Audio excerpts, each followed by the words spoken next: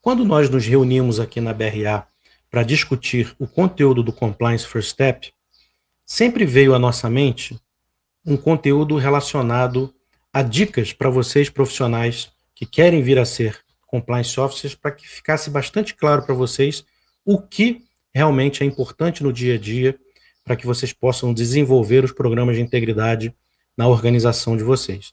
E por que a gente coloca como dicas, né? A gente tem uma expertise muito grande de auditorias em programas de integridade. E da mesma forma que a gente, obviamente, pontua, né, os equívocos das empresas, a gente consegue verificar muitas das coisas em que as empresas acertam, né? Ou seja, são os caminhos positivos, é aquilo que as empresas agregam aos seus programas de integridade e que a gente consegue ver, quando é realizada a auditoria, que essas empresas estão no caminho correto.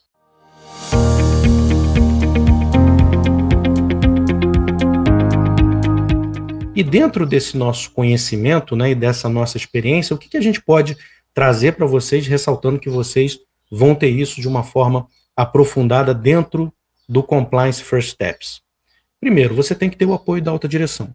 Isso é claro, pessoal, se vocês não tiverem o apoio da alta direção para o desenvolvimento do programa de integridade, ele não vai sair do papel.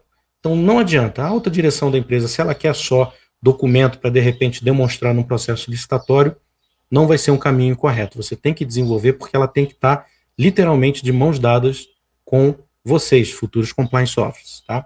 Além disso, o que você tem que ter? Você tem que ter, é uma dica muito importante, fazer uma análise de risco de acordo com a realidade da empresa. Não adianta fazer uma análise de risco, ela foi copiada de uma empresa que é de um setor parecido. Não, isso não vai funcionar, tá, pessoal? Faça análise de risco de acordo com a realidade da sua empresa.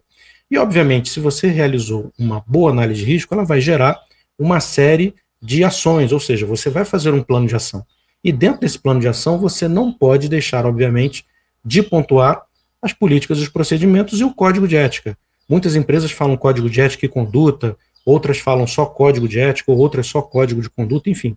Isso fica de acordo com a empresa. A gente também, e eu como auditor, a gente tem que ter, e é uma dica também muito importante, a gente tem que ter a mente aberta para ver o que as empresas trazem para a gente e a gente analisar. Não adianta só, como eu comentei agora para vocês, eu falar, não, a empresa colocou código de conduta, está errado, é código de ética. Isso não existe, pessoal. A gente também tem que ter a mente aberta para ver como que a empresa ela aborda o mesmo assunto, só que de forma diferente, o resultado final que é fundamental. Então, obviamente, você tem que ter um código de ética bem escrito, da forma que o autodiretor da sua empresa entenda, como também aquele do nível hierárquico menor. Isso é fundamental. Você tem que ter o departamento de compliance, obviamente. Mas o departamento de compliance tem que ser grande, com muitas pessoas? Não. Podem ser, de repente, apenas uma pessoa pelo porte da sua empresa, mas ela tem que ter a responsabilidade. A alta direção tem que dar essa responsabilidade para ele poder funcionar, obviamente, e trabalhar como um compliance officer. Além disso, você tem que ter um sistema organizado. Documentos, registros, políticas e procedimentos que você possa consultar rapidamente. Isso também é muito importante, uma dica fundamental dentro de um programa de integridade. Você utilizar algum conhecimento de sistema de gestão de documentos, sistema de gestão de registros, que você possa agregar ao seu programa de integridade. E por último, mas não menos importante, porque eu também considero como sendo fundamental, você tem a capacitação dos seus colaboradores, você tem o monitoramento contínuo do programa, né?